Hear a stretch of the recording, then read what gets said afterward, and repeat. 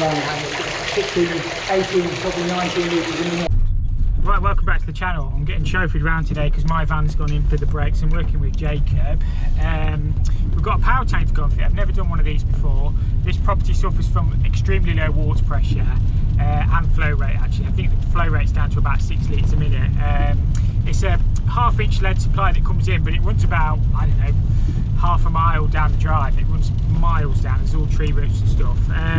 So yeah, we're going to put a power tank in. As I say, I've never done one before. I've had a look on the internet and they seem okay. I think it's going to do what we want it to do. So yeah, I'll try and get some shots as we go along. It might be a little bit awkward to film on this one, but yeah, we'll see what we can do. Hopefully you find it enjoyable. And yeah, we'll crack straight on. We'll certainly be doing better than the weather because it is pouring it down at the minute. Right, so this is the power tank. What we've got, I've never actually fitted one of these before. We've got cold in, there's just a ball valve inside there. That's overflow, it comes with a mesh guard and everything. So we need to get that out the wall, that wall there being external. I actually came and lagged all these pipes ages ago, put temperature gauges and stuff on. We've got cold coming in right in that corner just on a 15mm. The stop tap is on the other side. So we need to intercept that cold, bring that into the power tank with a bypass, and then we need to pick that cold back up. The unvented cylinder, it comes off that cold, but it comes off the 15, but they've upgraded it to 22 through here, through the combi valve, and the flow rate is really low throughout the building. That 15mm one goes into the fill loop and then up to feed the upstairs taps, and then the hot comes up and then across and then feeds the upstairs as well. So that's what we're working with. I'm assuming that's outlet of the power tank. We'll read the instructions. Expansion vessel, I think we'll have to set that, and then there's a drain down at the bottom which we'll put a drain off tap on. So yeah, that's pretty much what we're working with. Obviously we're going to need to put a bypass in here in case anything ever fails on the pump, so you can just flick the levers across. So yes, I know it's a little bit tight in here, but you can still get to everything. You can get to that zone valve. I think what we'll end up doing is lagging this power tank either with some king span or a lagging jacket, just so it doesn't pick temperature up. Pipes are all lagged in here anyway, but being a boiler room it will get a little bit warm. So yeah, as I say, me and Jacob will get this bashed in. There's only certain times of the day where we can turn the water off. So if we can't, we'll have to finish it tomorrow. But yeah, we'll see how well we get on, won't we, Jacob? Jacob's he's got all his tools. He's well more organised than me. Nipex Cobras, Baco. So this is the flow rate we was getting before we start. We're getting literally 6 litres a minute. I know some of these can be through the taps. That has got a toilet filling as well. And yeah, like 4 litres a minute on the hot. So it's pathetic. That's with one tap and one toilet filling. I came and labelled everything up for them and put temperature gauges and stuff on to keep an eye on stuff for Legionella. Basically it's 60, I think they've just been using water. But yeah, I only did my best with the lag and it was super tight. Looks like ton dish is running in it. We've had somebody out to that because somebody's put that in. That vessel's still pooped. So I'll have a word with them about that. What I need to do is get this pipe here clean up, because that's all cold coming in. Stop tap is just the other side, so I can join onto it here, bring this into the unit, put a drain off tap on that, and then we need to pick this pipe and that pipe back up, if that makes sense. So effectively bypassing, we've already got not got space.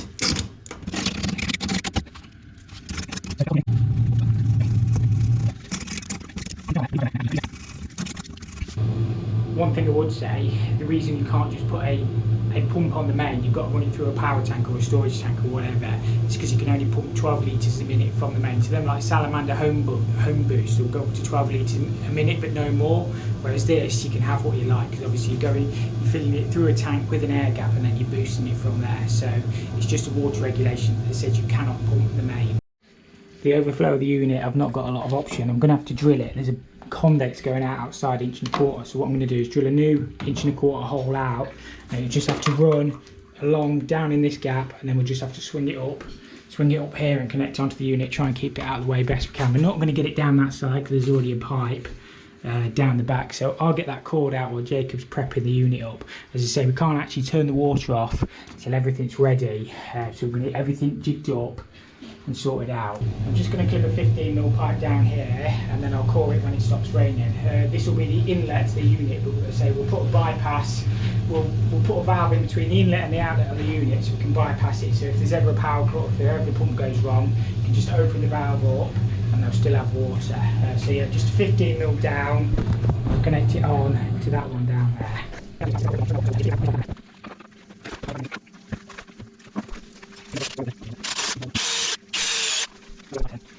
Pop a little offset on it.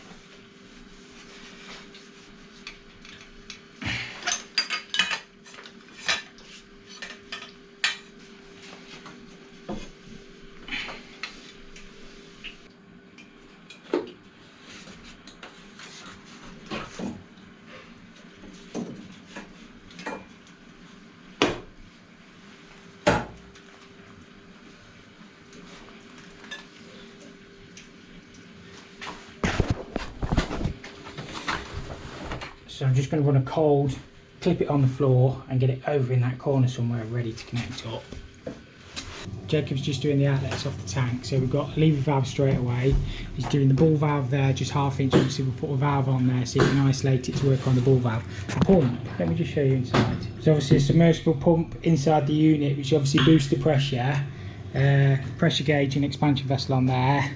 I think you have to set these pressure. I think it needs to be 0.2 below what it is. So I think these need to be 1.3, but I'll double check. So yeah, it's just getting all this made up. It's going to put a T on there for the bypass, which will connect in off there with the valve in the middle. So we've got a lever valve cold feed into the ball valve. That's going to be the bypass, and that's going to connect onto that one. So if anything ever goes wrong, turn that one on, turn that one off, and that one on, and it bypasses the unit.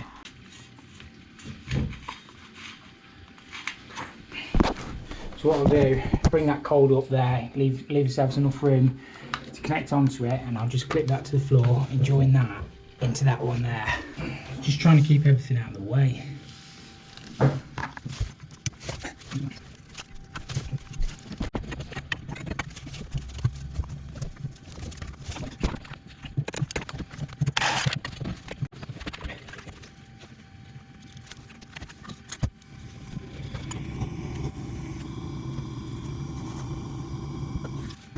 So that's got the cold feed tucked behind out the way, so we can stand the unit back in and have a look at where we're going to get the outlet pipe work. It might be that we go above on the outlet, or we might go back down the side. Not too sure yet, but obviously we need to get that connected in down there at some point. Might as well get a video of Jacob doing a bit of work. Oh, beautiful. He's much better a soldier than me, to be fair.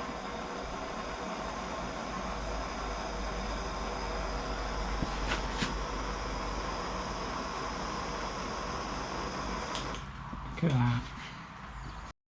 Beautiful, that is. So just stood the tank back in position to see where we're going to connect the pipework up. I think we're going to swing that outlet back down the side of that expansion vessel, connect it up down there. For tonight we'll probably just have it bypassed, because obviously I need to get a plug in here and get the waste hole and everything cored. But if we can get everything in, I think it'll be alright. As I say, there's not going to be a lot of space in here, but you can still get to everything. You can still get to the red vessel, still get to that vessel. But yeah, a little bit tight, but not much we can do. Right, so I've just put a bend on a piece of 22 pipe, and that's our feed out from the power tank, which we're going to pick up. So it drops down behind the wall, clipped on there. I'm going to pop an elbow on the button down there, and we're going to pick up the outlet pipe work back to where it was down there. So we'll pick up on that pipe, and we'll pick up on that pipe there. Right, water's all off. We'll see if we can get this put in and get that in there. I have to do it the old-fashioned way. Relying on you to have turned the water off, Jacob. If not, we're about to get wet. No, we'll be all right. Yeah, it's off. Good job I've got long arms, isn't it? Get that out of the way. Cut that one there. Every bit of that's missing the tub, you know, but it doesn't matter, does it? We got a drain off tap, Jacob. Drain off right now? Well, not, yeah, I have to get it right now, but... Yeah. Obviously we will need one. I'll just put a drain off tap down here.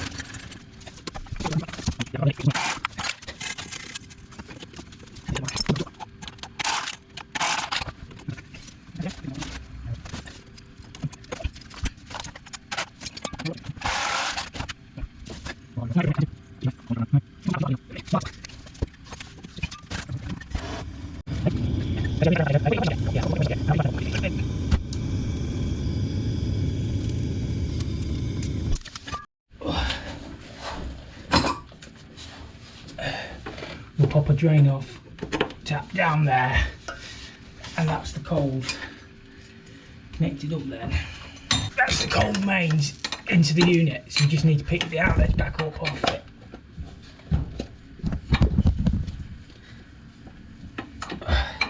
What we're going to do is we're going to pick that 22 cold feed to the cylinder up, rather than picking it up down there where I was going to. It's 15mm, there's like a foot of 15mm, and it's got a 22 to 15 reducer, if the camera sees. But yeah, down there 22 to 15 reducer, so I'm going to tee it in off this outlet to the power tank and pick it up that side of that stop tap. So that's 22 into the cylinder then, and then the 15, I'm going to swap that tee, I haven't soldered it up, and just pick this 15 back up for the cold upstairs. Obviously I can't upgrade the cold going up because it just runs up and disappears, but at least that's got 22 into the cylinder then for the hot.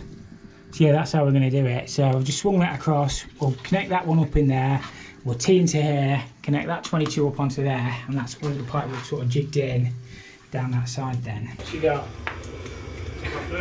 Cashew nuts? Yeah. What have you got the on your drum?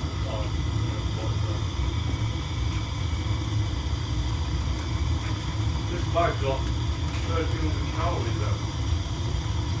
1,300 calories in a bag of nuts? Yeah. What, they honey roasted or something? No. It's very dense. Can't believe that. Food nuts are.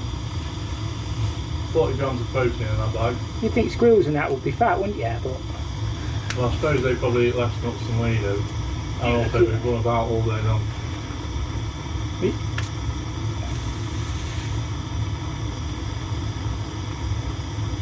All they do is bury it. that soldiering's awful, Thomas.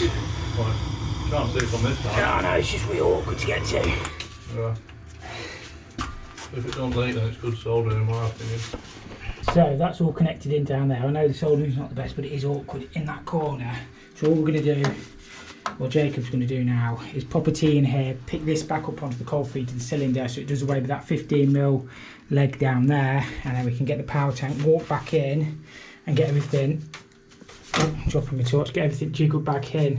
So that'll be out of the power tank, that's in the power tank, and we've just got the overflow to do as well.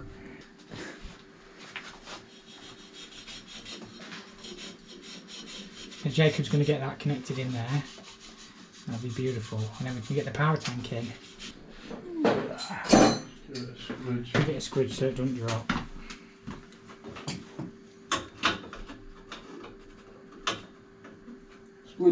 Squidge. See how much neater Jacob's soldering is than mine. He's blocked it with his head, look. Not very heavy, these power tanks, you can move them on your own. So yeah, it's going to go somewhere there like that, I think. Maybe just twist it round a touch, that's it. That's the one. Beautiful, we've just got to get them connected in, Jacob, and get the water back on for it. So Jacob's just soldering the outlet on the tank, and 22mm feed. And then we've just got the inlet to connect in. There you go. As soon as the flame, I'm not telling you, Jacob, I'm just telling you, but as soon as the flame goes green, it should be good to start soldering. I know you know how to do it, Jacob. Right, so that's all connected up now, so we can get the water back on, but we're going to leave this on bypass. So that one wants to be open, That one wants to be off. I will put a valve chart on the wall, so if ever there's a power cut or for whatever reason the pump fails, they know how to do it. We still need to get a drain off tap for the bottom. That just goes in there, and then the overflow to do and lag all this pipe. But yeah, we're getting there.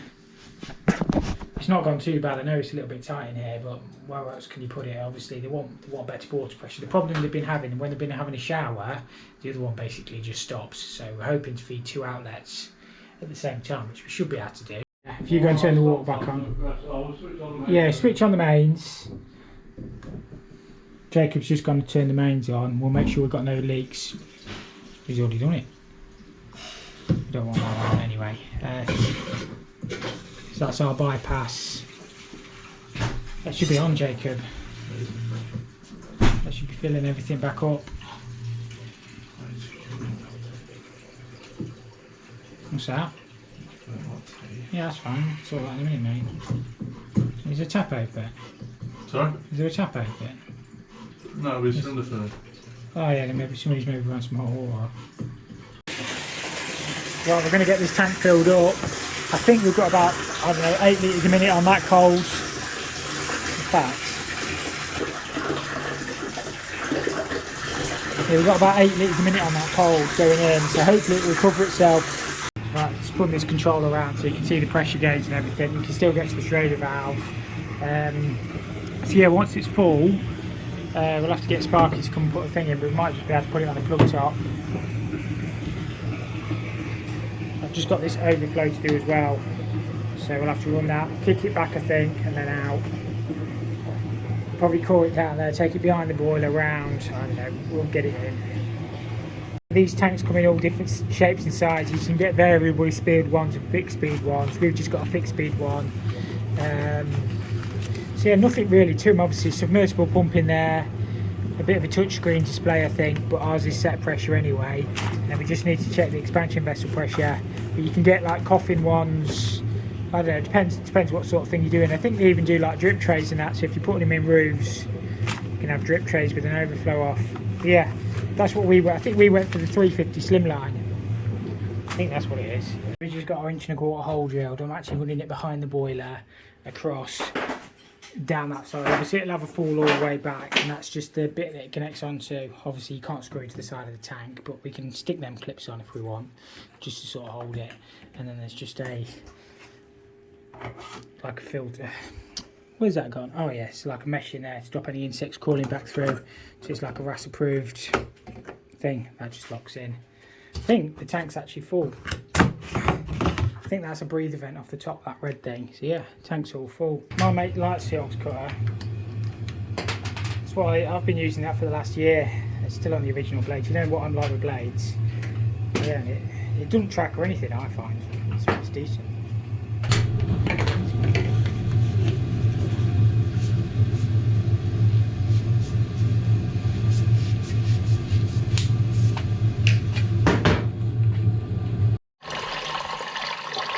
That's the flow rate without the pump on. We're getting about 4 litres a minute, between 4 and 5. The hot's even worse, we're getting about 4 on that tap. So I'll try it with oil. Flick that one on, turn that on. That'll build up to pressure and cut off. So we're just getting just under 4 bar. I'm going to try the tap. So that's clicked off. Just under 4 bar.